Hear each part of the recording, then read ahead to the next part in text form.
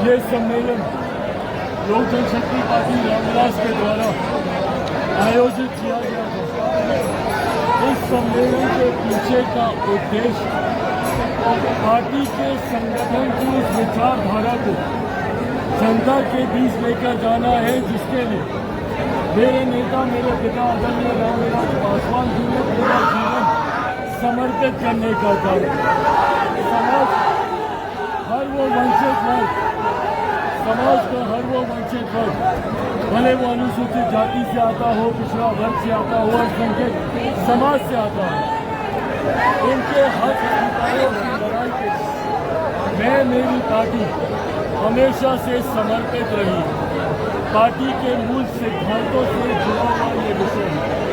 चुनाव के दौरान इस बात की तकलीफ हम लोग को हुई कि कुछ विपक्षी दलों के द्वारा जिस तरीके से आरक्षण संविधान को लेकर गलतफहमी फैलाने का काम किया गया, झूठ और डर फैलाने का काम किया, परिणाम स्वरूप जो रिजल्ट अपेक्षित जिसकी उम्मीद उत्तर प्रदेश से हम लोग को थी, उस उम्मीद पर हम लोग खड़ा नहीं कर पाए। ऐसे में समाज का अनुसूचित जाति जनजाति के बीच विपक्ष के लोग जो भ्रम फैला रहे हैं, उसको दूर करना जरूरी है। गठबंधन का साथी होने के नाते मेरी ये जिम्मेदारी बनती है कि वो समाज जो मेरे नेता आदरणीय रामविलास पासवान जी के साथ जुड़ा हुआ था, जो मेरी पार्टी लोक जनशक्ति पार्टी रामविलास के साथ जुड़ा हुआ था, जरूरी है कि उनके बीच में जो लोग डर और गलतफहमी का माहौल खड़ा कर रहे हैं, उनको मैं ये विश्वास दे रहा हूँ कि जब तक हमारे नेता की पार्टी जीवित है, जब तक चिराग पासवान जीवित है, मैं मेरे पिता आदरणीय रामविलास पासवान जी के संघर्षों की कसम खाकर इन लोगों से वादा करता हूँ कि न आरक्षण पर कभी कोई आ जाएगी, न संविधान को कोई खतरा। उसके उदाहरण भी हम लोगों ने दिए। नेचुरल एंट्री का मामला आया, मेरी पार्टी ने मजबूती से अपने पास को रखा और मैं प्रधानमंत्री जी का धन्यवाद दूंगा कि उन्होंने हम लोगों की मांग मानने का काम और उस नेचुरल एंट्री को विड्रॉ करने का काम माननीय न्यायालय के द्वारा जब क्रीमी लेयर की बात आई, उसको भी खारिज करने का काम कैबिनेट मीटिंग में मेरे प्रधानमंत्री ने। ये तमाम ऐसे विषय जिसको पार्टी उठाती रही है।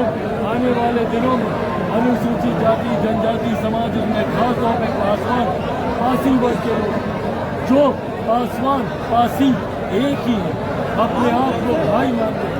हम लोगों ने बिहार में पासी समाज से आने वाली मेरी बहन शांभवी चौधरी जी को हम लोगों ने चुनाव लड़ना करते जीतने का काम किया। आज ये विश्वास अपने लोगों को दिलाने आया कि जब तक चिराग पासवान है, किसी दूसरे के भ्रम में आने की जरूरत नहीं है।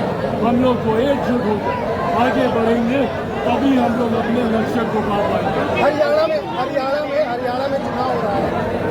जो लोग बोल रहे हैं वो लोग ये चाहते हैं कि भाजपा समाप्त हो जाए, एनडीए समाप्त हो जाए। हम लोगों के गठबंधन के नेता मेरे प्रधानमंत्री आदरणीय नरेंद्र मोदी जी का वर्चस्व समाप्त हो जाए। जो लोग ये सपना देखें, उन लोगों को मुंह की खानी पड़ेगी। हरियाणा हो, जम्मू कश्मीर हो, आने वाले दिनों में झारखंड हो या महाराष्ट्र हो, हर जगह एनडीए भाजपा के नेतृत्व में सरकार बनाने जा रहा है, उसमें कहीं कोई संदेह नहीं।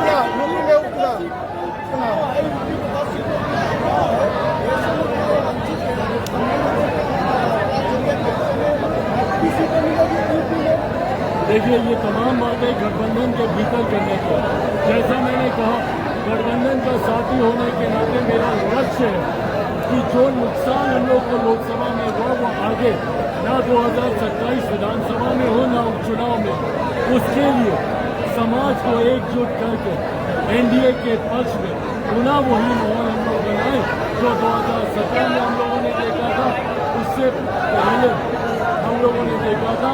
उस दिशा में हमारी पार्टी काम कर रही है। उनके सवाल का जवाब